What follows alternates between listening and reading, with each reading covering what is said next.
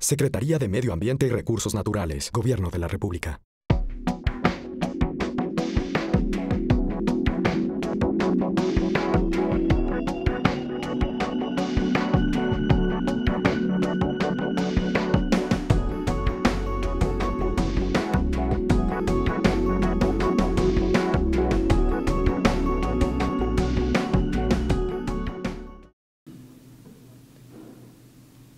Para empezar, quisiera definir qué son los servicios ecosistémicos.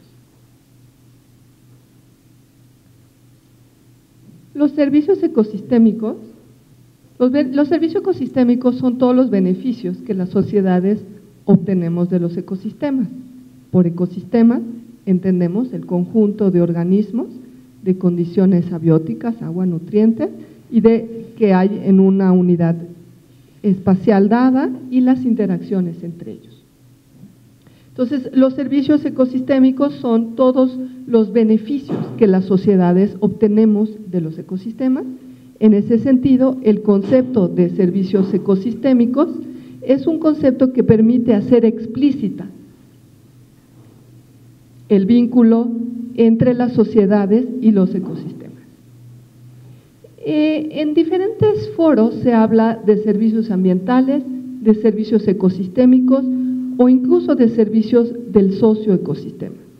Estos términos son todos relativamente equivalentes, aunque se refieren, sobre todo para dirigirse a auditorios un poco distintos. En general, el tema servicios ambientales se usa más en ambientes gubernamentales, puesto que hablamos de la Secretaría de Ambiente y del ambiente como un todo en donde interactúan los humanos con su entorno.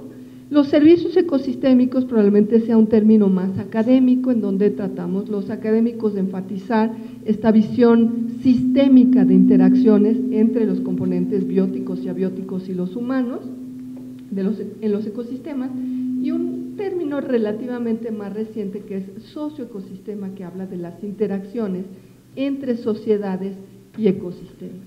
Entonces, los servicios se dan por parte de estos sistemas complejos en donde interactúan las sociedades y los organismos y sus condiciones abióticas, y podemos utilizarlos relativamente como equivalentes. Los servicios ecosistémicos, hay de muchos tipos de servicios ecosistémicos, y podemos hablar de los servicios ecosistémicos hidrológicos, que serían algunos de los más importantes para las cuencas hidrológicas, pero como veremos más adelante, no los únicos. En este sentido, los servicios hidrológicos son los que se asocian a los procesos hidrológicos. Hay distintos tipos de servicios ecosistémicos que podemos clasificarlos en función de la relación que tienen estos servicios con los seres humanos. El primer tipo son los servicios de provisión. Son aquellos servicios donde los seres humanos hacemos uso de algo que ofrecen los ecosistemas. También se pueden llamar recursos naturales y se refiere a los bienes tangibles que se pueden apropiar por parte de los ecosistemas. Por ejemplo, podemos tener ahí los alimentos, el agua, la madera, la leña. Están también los servicios de regulación, es decir, aquellos que regulan las condiciones en las que vivimos, en los que realizamos nuestras actividades productivas. Entonces, podemos hablar de regulación de clima, regulación de inundaciones, regulación de plagas y enfermedades. Están también los servicios culturales, que son beneficios no tangibles que surgen de estas interacciones entre los humanos y los ecosistemas, que surgen de estas interacciones en términos de experiencias o de capacidades. Entonces, podemos hablar, por ejemplo, de ecoturismo, pero también de identidad, de herencia, de inspiración, de oportunidades de trabajo. Y finalmente, están los servicios de soporte, que son los procesos ecológicos básicos que permiten la provisión del resto de los servicios, entre los cuales podemos hablar de los ciclos biogeoquímicos, el mantenimiento de la biodiversidad y los diferentes componentes del ciclo hidrológico. Entonces, para el caso específico de los servicios hidrológicos, podemos tener ejemplos de estos diferentes tipos de servicios. Entonces, por ejemplo, podemos hablar de servicios hidrológicos de provisión. En términos de provisión es la cantidad de agua de la cual podemos apropiarnos. Podemos hablar de agua superficial o subterránea. Otro servicio de provisión sería la generación de energía hidroeléctrica, en donde no hay tal cual un consumo, pero sí podemos cuantificar la cantidad del servicio que se provee. Podemos hablar de servicios de regulación, en donde hay procesos que regulan la cantidad del agua, que regulan por lo tanto la escorrentía y la recarga de acuíferos. Podemos hablar de procesos de regulación de la calidad de agua, en donde hay procesos que regulan la cantidad de sedimentos, de nutrientes, de microorganismos, de compuestos químicos en el agua. Podemos hablar de la regulación de la temporalidad del agua, en donde podemos hablar de la cantidad de agua que hay en secas, por ejemplo el flujo basal, o de la regulación de inundaciones, y la regulación de impactos de eventos hidrometeorológicos extremos, es decir, la regulación de impactos de huracanes, etcétera, en donde, por ejemplo, un servicio importante es el de protección costera. También hay servicios culturales, que son estos servicios intangibles, en donde podemos hablar de recreación, ecoturismo, toda la parte espiritual. Los cuerpos de agua ofrecen, algunos son sagrados, ofrecen inspiración para los artistas, o identidad. Algunos asociamos nuestra identidad a estos cuerpos de agua. Entonces, para todos estos tipos de servicios ecosistémicos, podemos distinguir distintos componentes de los servicios ecosistémicos. Para hablar de estos componentes, podemos conceptualizar a todo el sistema socioecológico en su conjunto. Del lado izquierdo, en verde, tenemos la parte biofísica, es decir, donde están los organismos vivos, y la parte abiótica, es decir, el agua, los nutrientes, la energía. Del lado derecho tenemos el componente humano, en donde están las sociedades. Y bueno, están en interacción constante. Los colores son un poco para poder identificar estas diferencias, pero son parte de un mismo sistema. Entonces tenemos componentes y procesos de los ecosistemas que afectan a la oferta potencial del servicio, que esto está todavía en la parte solo biofísica. En la interfaz entre la parte biofísica y social está la entrega o el uso del servicio, que depende de las actividades y de las ubicaciones de las poblaciones humanas. Después vienen los beneficios que las poblaciones obtienen, y la valoración habla de las preferencias sociales de estos beneficios, que algunas veces pueden expresarse en términos económicos o pueden expresarse en otros términos. Entonces, para el caso específico de los servicios hidrológicos, podemos distinguir diferentes servicios, diferentes componentes, procesos, ubicaciones y preferencias. Entonces, por ejemplo, si hablamos de la cantidad de agua superficial que ofrece una cuenca, esto es una oferta potencial, es decir, la cantidad de agua que potencialmente pueden utilizar las poblaciones humanas. Entonces, desde esta perspectiva, solo es importante los procesos y componentes biofísicos que determinan el balance hidrológico. Si ya nos pasamos a la cantidad de agua disponible para el consumo humano, entonces estamos hablando ya de la entrega o del consumo. En este caso, por supuesto, también es importante la parte biofísica, pero es muy importante el punto de consumo de agua y qué actividades está realizando el ser humano para consumir esa agua para uso pecuario, agrícola, consumo urbano, etc. Finalmente, para entender los beneficios que se obtienen, por ejemplo, de esta agua superficial, estamos hablando de este componente final de beneficios. Por supuesto es importante el balance hidrológico, por supuesto es importante el punto de consumo, pero aquí lo más importante es la calidad del agua, por ejemplo, los usos que se le van a dar, el precio del agua, el tipo de preferencias de la sociedad y el tipo de usos que le va a dar la sociedad. Entonces, este marco de servicios ecosistémicos nos permite también analizar los factores asociados a la oferta de estos servicios, la que sigue. Entonces, en este cuadro tenemos en la esquina superior derecha los impulsores de cambio indirectos o también lo que se puede llamar los factores sociales, visto en términos generales de todo aquello que atañe la sociedad. Estos impulsores de cambio, la anterior, por favor. Estos impulsores de cambio indirectos son factores demográficos, económicos, sociopolíticos, de ciencia, tecnología y culturales que determinan los factores de cambio.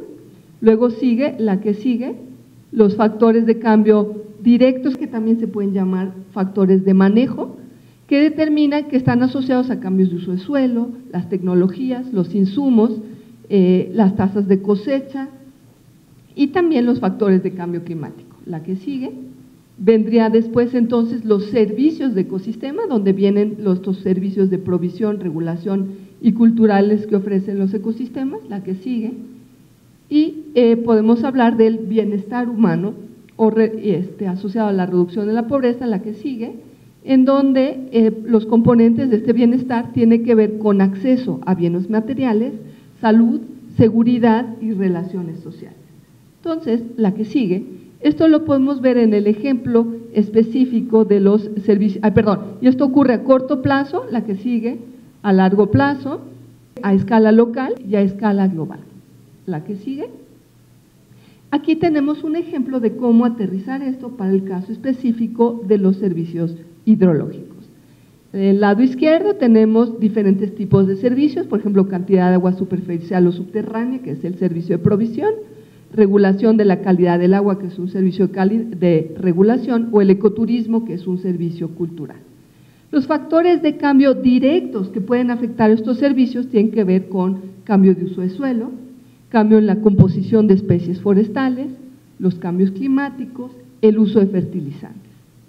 Los factores de cambio indirectos que pueden estar afectando estos servicios, es decir, los sociales, tienen que ver con, por ejemplo, la demanda de agua por diferentes sectores de la sociedad para diferentes usos, la legislación que hay en torno al acceso al agua, los arreglos institucionales que pueden ser desde gubernamentales hasta locales para ver quién tiene el acceso al agua, cuánto agua, cómo tiene acceso y toda esta infraestructura de riego que nos permite tener acceso al agua. Los componentes del bienestar que se ven afectados pues son bienes materiales, puesto que la cantidad de agua que obtenemos a su vez afecta la cantidad de bienes materiales que podemos obtener, está directamente en relación con la salud, puesto que el agua es un componente importante y su calidad está totalmente ligada a la salud, y finalmente tiene que ver con conflictos sociales, puesto que puede haber conflictos por el agua y también tiene que ver con seguridad hídrica en términos de tener suficiente agua para las actividades, pero también seguridad en términos de estar protegidos contra eventos extremos. La cantidad de agua disponible, que depende de la precipitación y de la evapotranspiración, la pendiente, que está modulando la cantidad de agua que escurre y la que infiltra, la permeabilidad del suelo y de la roca, que también modula cuánta agua se infiltra, y el tipo de cobertura, que también va a modular cuánta agua se infiltra. La que sigue. Entonces, con esto se pueden hacer mapas como este que estamos viendo. Esta es una cuenca pequeña, la cuenca del río Cuixmala, en la costa del Pacífico mexicano, en donde con estos criterios se clasificó la capacidad de provisión de este servicio de recarga de acuíferos por parte de diferentes partes de la cuenca, en donde en el centro vemos esta zona verde, en donde la roca ahí es muy permeable y donde hay bastante precipitación, la pendiente es bastante plana, y en el resto de la cuenca en general es bastante baja la capacidad de infiltración. Entonces, una vez que tenemos caracterizadas las áreas críticas para proveer los diferentes servicios, tenemos que tomar en cuenta cómo diferentes acciones de manejo pueden modificar esta capacidad de ofrecer servicios. Entonces, las acciones de manejo modifican la oferta potencial de servicios, puesto que modifican las condiciones y procesos de los ecosistemas que son fundamentales para ofrecer estos servicios.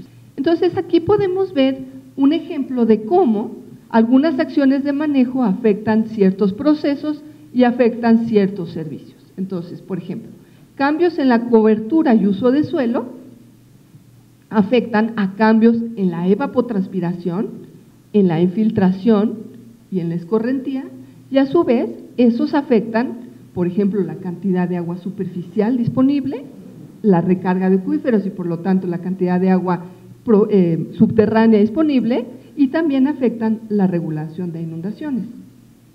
Otro ejemplo son cambios en la estructura y funcionamiento del suelo. Por ejemplo, cuando los suelos se erosionan o se compactan, cambia su capacidad de infiltración, de escorrentía, y cambia entonces sus impactos sobre estos servicios ecosistémicos. La que sigue.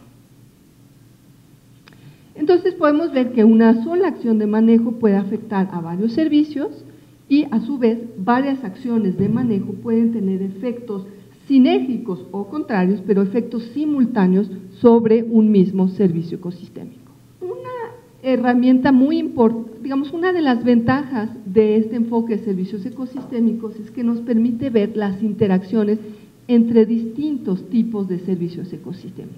Entonces, ya vimos diferentes tipos de servicios, los de provisión, regulación y culturales, hay interacciones complejas entre ellos, vimos algunas de ellos, pero también la cantidad, calidad y temporalidad del agua afecta a muchos otros servicios.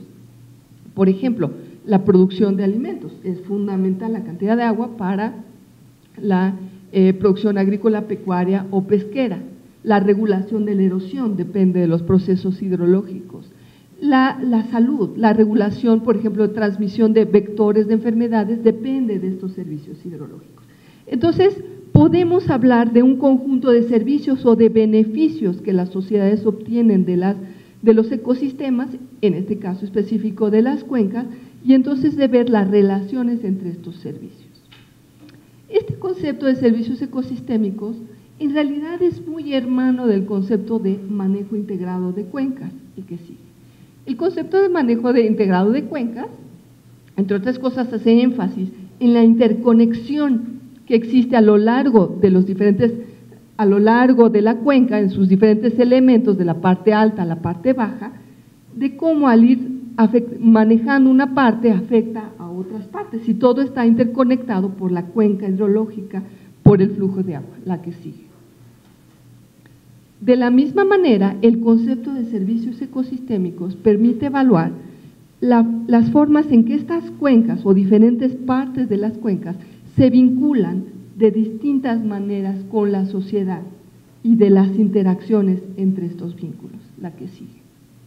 Entonces, por ejemplo, podemos ver cómo en la parte alta de las cuencas se hacen represas para tener acceso a agua, como el hecho de cosechar ciertas especies depende de las disponibilidades de agua, pero cómo el cambio de uso de suelo puede afectar a la hidrología, como obviamente el agua es importante para la producción agrícola, pero el uso de fertilizantes en la zona agrícola afecta la cantidad de agua cuenca abajo, y como los cambios, la tala de bosque para uso, por ejemplo, de madera afecta a estas interacciones, y como el riego puede hacer uso del agua y llevarlo fuera y entonces no hacerlo disponible para estos otros actores, la que sigue. Perdón, y también hay interacciones en el mar, y lo cual está afectando a la actividad pesquera. ¿Cuál es el vínculo entre los servicios ecosistémicos, el manejo y las políticas públicas? La que sigue. Bueno, hay un ciclo en donde podemos empezar en cualquier parte del ciclo. Aquí quisiera empezar con la parte de hasta arriba, que son los servicios, que es lo que estamos enfatizando. Estos servicios pues tienen como objetivo beneficiar a las poblaciones sociales, para los cuales se desarrollan políticas y estrategias. Estas políticas, a su vez, afectan a los factores sociales, que afectan a los factores directos, que son los de manejo, que afectan a los ecosistemas, y se da ese ciclo en las políticas, ¿no? Y las políticas pueden afectar directamente a las tecnologías o pueden afectar a la sociedad y después a cómo manipulamos los ecosistemas. La que sigue. Entonces, en este caso, por ejemplo, podemos hablar de cómo hay un vínculo estrecho entre ecosistemas, por ejemplo, fronterizos, manejo y políticas públicas entre Estados Unidos y México. Estamos hablando aquí del caso del Gran Canal Americano, que es un canal que utiliza el agua que viene del río Colorado y lo lleva al Valle Imperial. Este canal estaba sufriendo de infiltraciones. Entonces teníamos la escorrentía superficial de este canal, estaba dirigido hacia la ciudad de San Diego y al Valle Imperial para usos urbanos, agrícolas e industriales. Pero al infiltrarse el agua en este acuífero, pasaba hacia México y entonces alimentaba por un lado los humedales en la boca del río Colorado y entonces beneficia a las sociedades a través del mantenimiento de la biodiversidad, pero acá los usuarios no necesariamente son locales, sino es la comunidad global, pero también se infiltraba agua hacia la ciudad de Mexicali, en donde podía tener usos urbanos, agrícolas e industriales, la que sigue. Entonces, las políticas afectan a esto, puesto que hay una propuesta por parte de Estados Unidos de impermeabilizar el canal, porque hay una ley del río que determina cuánta agua se queda Estados Unidos y cuánta agua queda México, y de acuerdo con estos acuerdos que se firmaron en los 40, no se estaba quedando suficiente agua en Estados Unidos. México antepone un juicio mostrando los beneficios a la biodiversidad y a la población de Mexicali para evitar esto, pero finalmente gana la impermeabilización del canal, y esta impermeabilización del canal entonces hace que aumente la escorrentía hacia el valle de hasta San Diego y el Valle Imperial y disminuya el flujo de agua hacia Mexicali, la que sigue. Entonces, de esta misma forma, pues hay un vínculo estrecho entre las cuencas, los servicios ecosistémicos y el diseño de políticas públicas, la que sigue.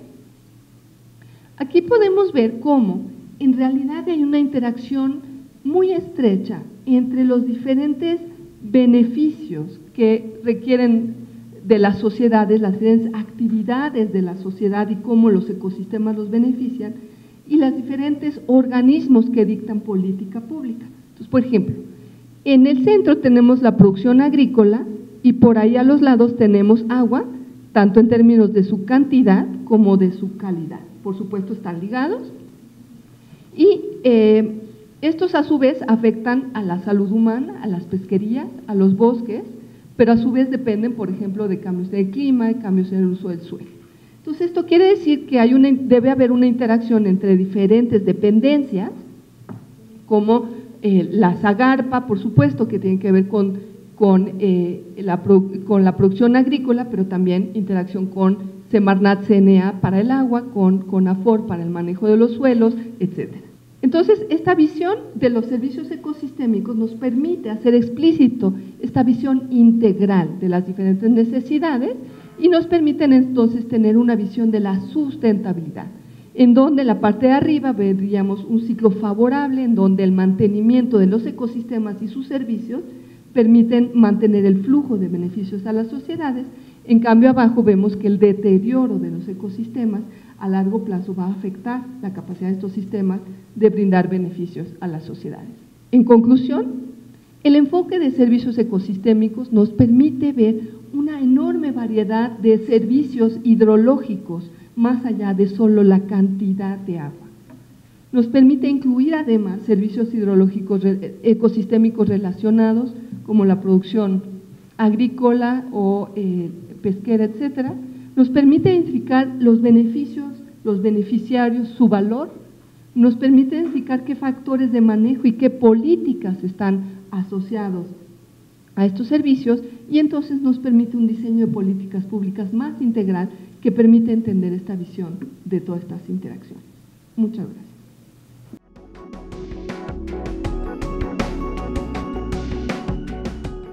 Perfecto, pues muchas gracias a los organizadores de este evento.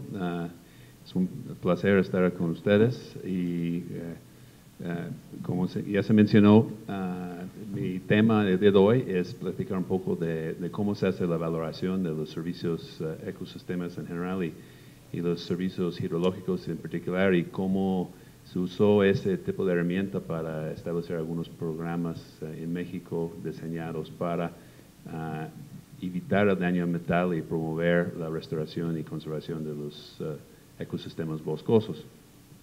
Entonces, me voy a dividir mi chamba en 4 grandes rubros, o 5 grandes rubros de contestando varias preguntas. Y la primera es ¿por qué es necesario valorar los servicios ecosistémicos en México? ¿Cuál es el contexto ambiental que estamos viviendo hoy día? ¿Cuál ha sido la historia del desarrollo de los programas de pago por servicio ambiental hidrológico en México? ¿Cuáles son sus logros hasta la fecha? ¿Cuáles son sus retos y oportunidades que están enfrentando hoy y en el futuro? Y finalmente, hablarles un poco de algunos alternativos para la valoración de estos servicios ambientales que son relevantes para el mejoro de estos programas de pago por servicio ambiental hidrológico. Bueno, los retos de los servicios hídricos en México se puede dividir en 4 grandes rubros. Primero es la disponibilidad, gracias al crecimiento poblacional. Ahorita hay 64% menos agua disponible por persona que hace 50 años. Ya vemos aquí los mapas de todos los acuíferos que están sobreexplotados y desafortunadamente esta situación va a seguir empeorando. Todos los pronósticos de cambio climático de los mejores modeladores dicen que la sequía que acabamos de vivir en el norte del país y en una gran parte de Estados Unidos, eso va a ser lo normal para muchos años en el futuro. Entonces tenemos que empezar a planear bien. También la distribución es problemática de los recursos hídricos de México, donde se concentra una gran parte de la lluvia, es precisamente donde no hay gente o mucha gente y donde no está mucha industria que aproveche esta agua. Entonces el desfase entre donde está el agua en México y donde se requiere el agua es muy fuerte. Otro tema muy preocupante es la calidad del agua. Resulta que un 25% del agua en México está medianamente o fuertemente contaminado y esto está directamente relacionado a la situación que unos 15 millones de mexicanos todavía carecen de alcantarillado y solo el 40% de los municipios están tratando sus aguas servidas. Entonces, obviamente es un problema muy importante porque reduce todavía más el agua disponible. Bueno, y finalmente es el problema de uso, un uso muy ineficiente del agua. Un 77% del agua para uso humano en México va a riego y se estima que la mitad de eso se pierde debido a las fugas. Y también lo mismo en las redes de distribución de agua en todas las ciudades, se pierde entre 30 y 40% de las aguas debido a fugas. Entonces es una situación, un panorama muy preocupante en términos de los recursos hídricos. También está preocupante la situación de la cobertura boscosa forestal en México. Actualmente un 33% de México tiene cobertura y más o menos la mitad de eso es bosque primaria. También vemos que hay una declinación en las tasas de deforestación. La década del 90 a 2000 fue más o menos 0.5% por año y después se fue reduciendo hasta el último periodo, 2005-2010, a 0.2%. Entonces, esas buenas noticias, pero en cumulativo lo que vemos es que hemos perdido alrededor de 8% de nuestra cobertura en los últimos 20 años. Entonces, es muy preocupante, no solo por la biodiversidad y todo, pero también por los múltiples servicios hidrológicos que proporcionan estos ecosistemas. Aquí ya Patti hizo un muy buen resumen de estos servicios hidrológicos y nada más voy a resaltar la recarga de los mantos acuíferos, la mitigación de ciclos de inundación y sequía, la conservación de suelos y calidad de agua y la regulación del clima, como algunos muy importantes que debemos estar todos interesados en conservar. Pero también muy preocupante desde el punto de vista de toma de decisiones es el deterioro ambiental que se estima, ustedes pueden checar en las páginas de INEGI, que se pierde entre 7 y 10% del Producto Interno Bruto cada año debido al deterioro ambiental, mientras que el país nada más invierte 0.6% en la protección del medio ambiente. Entonces es un desfase muy importante y debido a estas relaciones estrechas entre agua y bosques y este problema ambiental muy grave en México, en el 2002 se declaró la relación agua y bosques como un asunto de seguridad nacional en el país y empezaron a buscar mecanismos. Y aquí entró la idea de trabajar los programas de pago por servicio hidrológico en el contexto del problemática de las externalidades. ¿Cuáles son las externalidades? Aquí hay un esquema para ilustrar eso, pero básicamente son actividades y beneficios o costos a la sociedad como que resulta de esas actividades que no se ven reflejados en la economía tradicional. Aquí tenemos un ejemplo de un proveedor, un campesino en la parte alta de la cuenca, cuyo manejo de esa finca puede arrojar beneficios para los usuarios del agua abajo o problemas, ¿no? Dependiendo del tipo de manejo que tienen. Pero el problema es que ninguno de estos efectos positivos o negativos recibe un estímulo, un castigo, según los mercados económicos, que eran externos de estos mercados. Todos estos asuntos son externalidades. Entonces, un propósito muy importante de los programas de pago por servicio hidrológico o cualquier tipo de programa de pago por servicio ambiental es eliminar estas externalidades y asegurar que los mercados económicos funcionen mejor y no resultan en deterioro ambiental. Bueno, ya con esos antecedentes se lanzó en México el Programa Nacional de Pago por Servicios Ambientales en el 2003.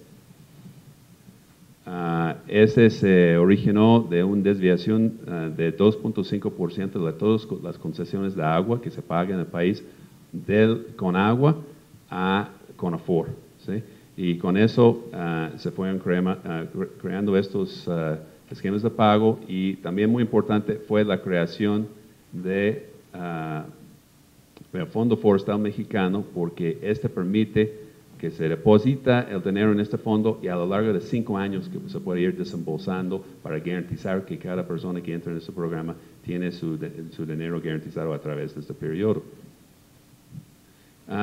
Sin embargo, se nota que este programa en su incepción fue imaginado como un esfuerzo nacional, que no tuvo mucho involucramiento de los actores locales en cada cuenca, ¿sí?